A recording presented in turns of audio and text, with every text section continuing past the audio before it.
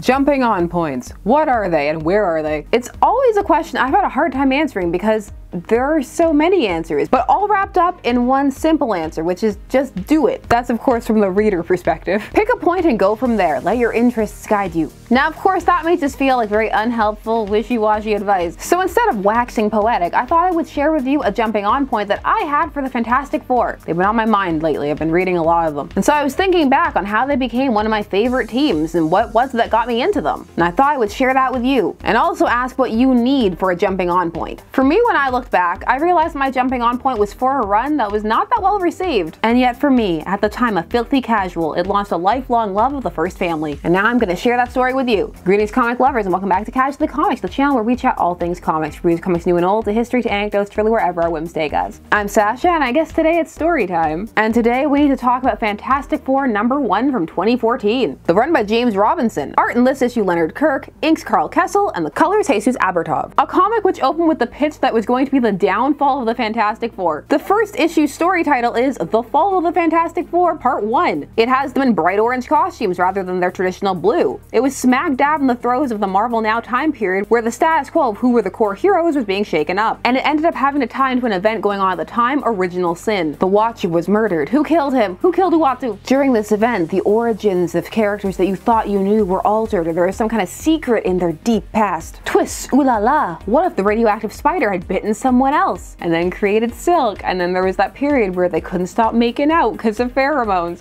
What if Tony Stark was part of Bruce Banner becoming the Hulk? Not all of these secrets were stellar, and some of the books just clearly phoned it in to try and hurry up to get back to what they were already doing. This Fantastic Four run was one of those. What if Johnny sat in the chair that could have cured Ben, messing up Reed's calculations, and that's why it didn't work? Another for the pile of Ben was almost cured stories. So some backstory of how I came to this book. The year is 2014. I'm a young, newly emerging comics fan. I'm waiting for the bus, looking for books to read. I knew the basics about the Fantastic Four, enough to know that I liked them. I knew who they were, but I hadn't actually read any comics with them in them. I hadn't seen the movies, but I had watched the cartoon. And I still swear by that cartoon. Cartoon was fire. So while perusing my local bookstore shelves, this cover with their orange suits, it caught my eye. I knew enough to be like, those aren't their normal costumes. What's going on here? I did not pay any attention to the Marvel Now at the bottom. I just kind of put it in the back of my head, did not filter in at all. I did not look at who the author was, and when I did look, I didn't look them up. Same with the artist. I just liked the cover, liked the art, picked it up, flipped through it, ended up still liking the art, and I needed a bus read, and it seemed like interesting things were happening in it. So I bought it and it came with me. Alas, it got water damaged, which is why I'm not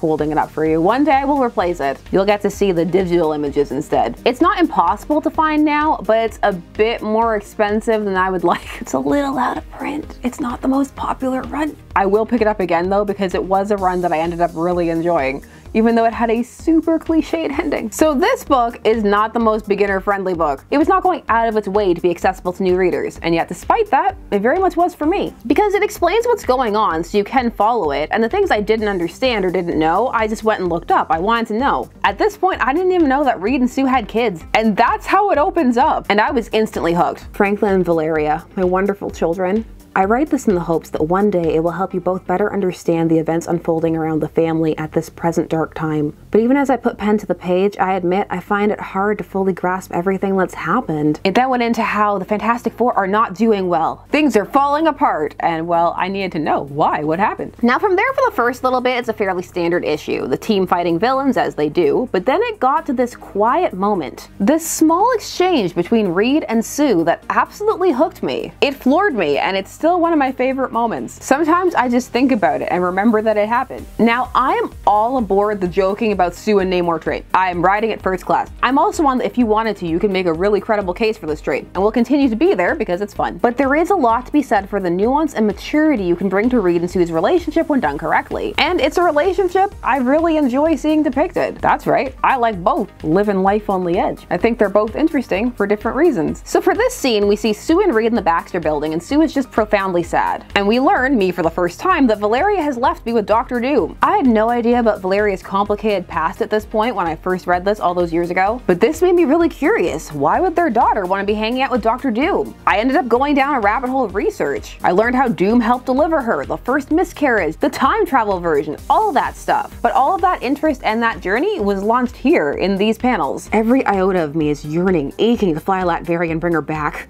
And there isn't a day, a minute, a moment moment when I'm not on the verge of doing just that. Our daughter needs time. She's angry at me for keeping secrets from her, and she's angry at you for siding with me. But despite her amazing intelligence, there's part of her that will always be our little girl. And little girls forgive, we just have to be patient. Really?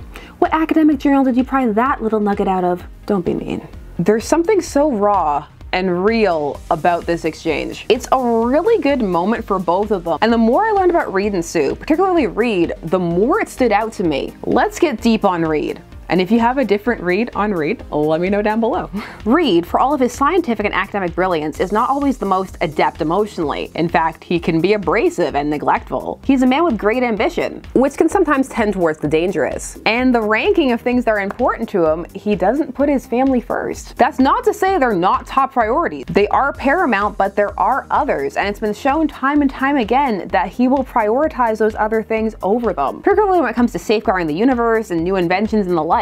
As time has gone on, it's been shown that Reed without a family is a very different and less grounded man. So they are important, but at the same time, they can't keep him from those callings. Now, usually he finds a way to make both work, but he's willing to sacrifice himself for those priorities over his family. Take an example like issue 51, This Man, This Monster, where he's willing to die in the negative zone to secure knowledge of how to safeguard Earth and leave Sue. And that's just one small example. There are numerous. Even though if he dies, how does any of that protection happen? The thing that makes this so interesting is that this is a known factor in their relationship. It's something that over time they've come to learn to work with and have reached compromises over. It's interesting, and it makes them characters that you can really play with, and it makes their relationship something that you can really play with. It's very easy to throw it on the Reed is neglectful and Sue should leave pile, but it's more complicated and interesting than that. Sue admires Reed and is proud to be with him, flaws and all. Even though Reed has had his moments, oh boy has he. He'll keep secrets. Illuminati, Council of Reeds, so many other things. He also sometimes drifts and is unavailable emotionally, or can even be cruel. Sometimes when trying to help, but some of that malice stuff, wow. But in these panels, you can see that he's trying. He sees that Sue is upset and distraught, and he's really trying to connect with her in this moment. He's trying to comfort her, and she lashes out at him. In a way, based on knowing him, she knows will be hurtful. Few people know how well to hurt you as well as those who love you. What's good about this moment too is you can understand where her anger is coming from, but also realize the moment after when he calls her out for it. Doesn't escalate it, just notes it and that it's hurtful. Don't be mean, you know I'm trying, basically. It's a pivotal moment where it could either go into the relationship having a really ugly moment or a really positive one. And it's this panel after that exchange that always really stays with me. This panel, nothing is said but you can feel it.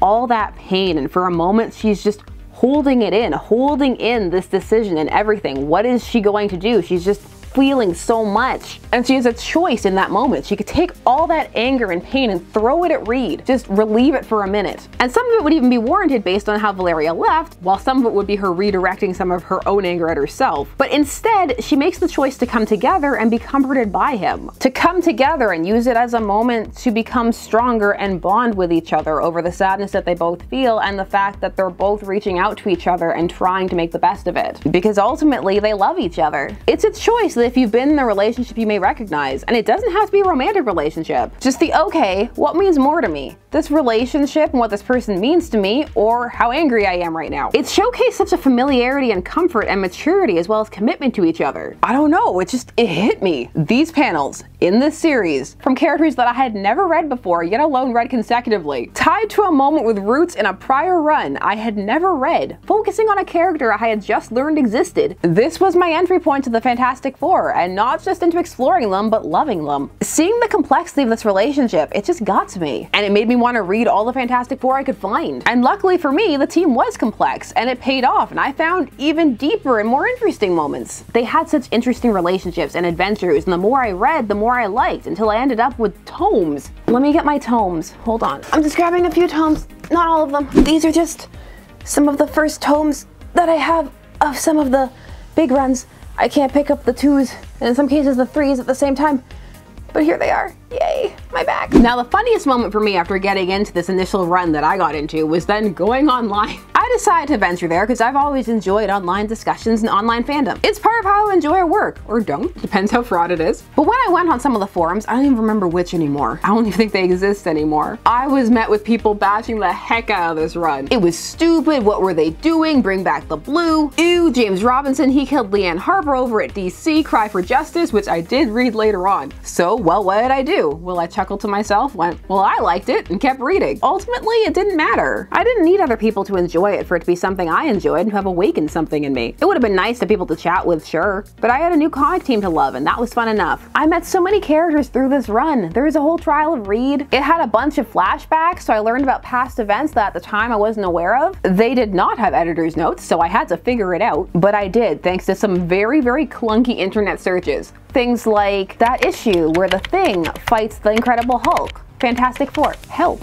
I got to see Sue be called out for liking Namor and learn about that, and She-Hulk yell objection and bang a table. I got to experience my second guy who went to school with Reed and hates him. That man's plan was ridiculous. So this man orchestrated the entire downfall of the Fantastic Four because he loved Sue. How dare she love Reed, and how dare Reed take her? But here's the thing, his plan involved her having her children taken away from her. What was this plan? Yeah, she'll really love you now. The kids being taken away arc always hits me so hard. Oh yeah, this run was also my first Malice sighting, so of course I had to figure that out. Look at that costume, it's ridiculous, I had to know. This run only lasted 14 issues plus one annual, and it ended on a they're back in blue moment, but also jumped immediately into something else with the same gimmick as how this one started. Is this the end of the Fantastic Four? Which is not where I went after this. I actually ended up in Burns' run after this somehow. So I just wanted to share these panels with you, not just in hopes that I finally have some people to talk with them about, but also to highlight that in no way is this necessarily what people would call a jumping on point necessarily outside of it being in a #1 issue. But I don't think it would have been the part of the issue that people would have expected. Like, yeah, reader soothes merits. That's what puts butts in seats. That's what the kids want. I wasn't a kid. That's what the young adults want. This issue is heavy on past continuity, tied directly into past events. Everything is changing, but it hooked me anyway. Basically, you can try to construct beginner-friendly stories, and there are times for that. You don't want to go so deep down the niche rabbit hole that's just impenetrable. But the phrase, any comic could be someone's first, shouldn't mean shying away from canon or history entirely. Because if your story and art is good, it won't matter for most people. Again, miles will vary. I know some people really need the details or they can't get invested. But you can never truly tell what's going to hook people. Basically, a jumping on point could be anywhere. Don't be scared to just dive in with something random, just because it looked interesting to you. These days with price, you do have to think about it more, but if you narrow it to a team you like, or synopsis that sound interesting, or art you think is beautiful, you have a decent shot. And aside being out however much you spend and some time, unless you were a pirate of some kind, but you still have lost time, the worst that'll happen is that you'll have spent your time on something you didn't like, or you'll go on social media and look up the person and feel disappointed, maybe. And from there you can glean, okay, was it the characters, was it the story, was it the art? And then maybe you can try again in a different run or time period, or just with a different group of people, or with a different set of characters, or maybe it just isn't for you at all. And that's fine too. But if you're interested, I say take the plunge and don't be bothered with what people like or don't like in the various nerd spheres, for they are not monoliths, now so more than ever. Just like what you like or don't like what you don't. Discussions in fandom can be fun, lively, interesting, thought-provoking, but ultimately they shouldn't be a gauge for how you feel about the work and what it can mean for you. Personally, I love some works that are almost universally hated, and I can even get behind the reasons why people don't like them. But to me, what I like about them outweighs that. The same goes the other way too. There is some stuff that I do not like that is just acclaimed and viewed as a masterpiece. Different strokes, different folks. So the question no one asked, do these panels hold up for me? Absolutely. In fact, looking at them again, they hit even harder now. I stand by this run. It's not perfect, but it has some really strong bits. I don't think it deserved the hate it got at the time, on the forums I was on at least. Maybe it was praised other places, I don't know. Let me know what you thought of it, and I want to hear from you. Do you have any odd or unexpected jumping on points for something? Are you a person who needs more of a blank slate to get invested? Tell me. And if you were looking to dive in, I hope this made you feel more like doing it. That's right, it's casual today. Or at the very least, I hope you found it interesting. Share your thoughts and feelings down below, and thanks so much for taking some time today to spend discussing comics with me. I always appreciate it. I will see you again soon. Bye-bye.